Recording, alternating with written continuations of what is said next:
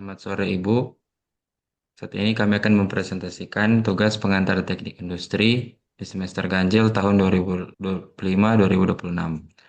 Masuk ke pertanyaan yang pertama.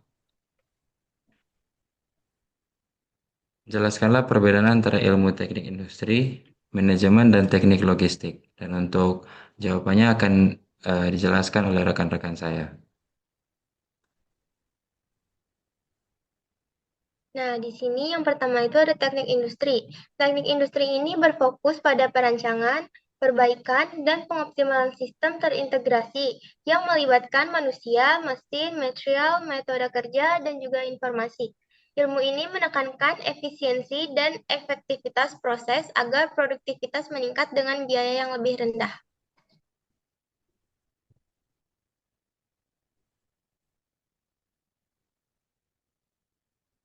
Lalu ada manajemen. Manajemen berfokus pada perencanaan, pengorganisasian, pengarahan, dan pengendalian sumber daya manusia, keuangan, dan waktu untuk mencapai tujuan organisasi.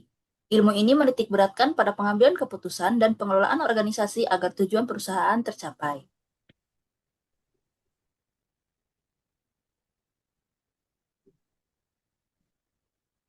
Selanjutnya ada teknik logistik. Pada teknik logistik berfokus pada pengelolaan aliran barang, informasi, dan penyimpanan, mulai dari bahan baku hingga produk sampai ke konsumen.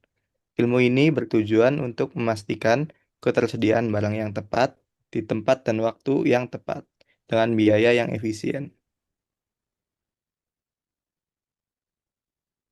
Lanjut ke pertanyaan yang kedua, yaitu uraikanlah keputusan-keputusan beserta alasannya yang dapat Anda buat untuk meningkatkan performansi sistem, baik dari keuntungan atau biaya, dari sudut pandang keilmuan teknik industri, manajemen, dan teknik logistik.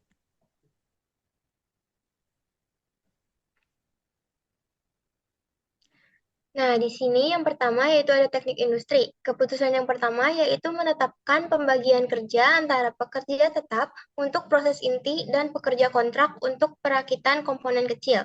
Alasannya yaitu pembagian ini meningkatkan efisiensi proses produksi dan menekankan biaya tenaga kerja karena pekerjaan berulang ditangani dengan sistem upah per unit. Keputusan yang kedua yaitu ada melakukan evaluasi dan penyeimbangan pada 6 tahap proses produksi. Alasannya yaitu untuk mengurangi bottleneck antar proses dan memaksimalkan kapasitas produksi perusahaan sebesar 12.000 unit per hari. Yang ketiga yaitu ada meningkatkan pengendalian kualitas bahan baku. Alasannya yaitu ketidaksesuaian bahan baku sebesar 3-5% menyebabkan pemborosan material dan peningkatan biaya produksi. Nah, yang terakhir, keputusan yang terakhir yaitu mengelola limbah produksi secara lebih terstruktur. Alasannya yaitu limbah produksi menimbulkan keterbatasan ruang, biaya penyimpanan tambahan, dan risiko pencemaran lingkungan yang berdampak pada biaya operasional. Lalu ada manajemen. Keputusan yang pertama mengelola sistem gaji bulanan dan upah barongan sesuai jenis pekerjaan. Alasannya, sistem ini menjaga keseimbangan antara produktivitas, tenaga kerja, dan pengendalian biaya perusahaan. Yang kedua, mengoptimalkan pemanfaatan dan jam kerja produksi yang telah ditetapkan. Alasannya, jam kerja yang teratur mendukung kestabilan output dan efisien operasional. Lalu, mengelola variasi produk, kursi standar dan kursi premium. Alasannya, perbedaan harga jual 750.000 dan 1.500.000 memungkinkan peningkatan keuntungan perusahaan.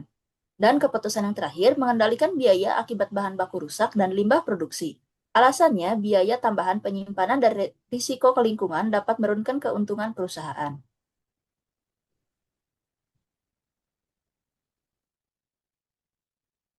Selanjutnya teknik logistik. Keputusan yang pertama adalah mengatur pasokan bahan baku rata-rata 50 ton per minggu sesuai kebutuhan produksi. Alasannya untuk mencegah kekurangan bahan baku dan penumpukan persediaan yang meningkatkan biaya. Keputusan yang kedua, mengoptimalkan distribusi produk ke gudang regional.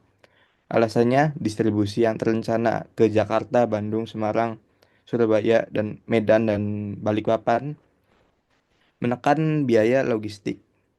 Keputusan ketiga, mengatur penggunaan 5 truk kontainer berdasarkan jarak dan lokasi. Alasannya agar biaya operasional truk yang bervariasi perlu dikendalikan agar distribusi lebih efisien. Keputusan yang terakhir adalah mengelola penyimpanan produk setelah QC sebelum pengiriman. Alasannya karena penyimpanan yang terkontrol mengurangi keterbatasan ruang dan biaya tambahan. Baik, sekian dari kelompok kami. Eh, Nama saya Deran Yusuf Kasenda dengan NIM 10201250021. Tugas saya adalah membuat PowerPoint. Dan rekan-rekan saya, Saya Fiara Nelza Arelita dengan NIM 10 20 12 500 208. Di sini saya tugasnya mencari jawaban dan juga membuat PPT. Nama saya Naila Adiba Rahmat dengan NIM 1020125000058. Tugas saya mencari jawaban untuk PowerPoint. Saya Muhammad Adrian Rian Pratama dengan NIM 10201225000326. Tugas saya membuat PPT. baik, sekian dari kelompok kami. Terima kasih atas perhatiannya.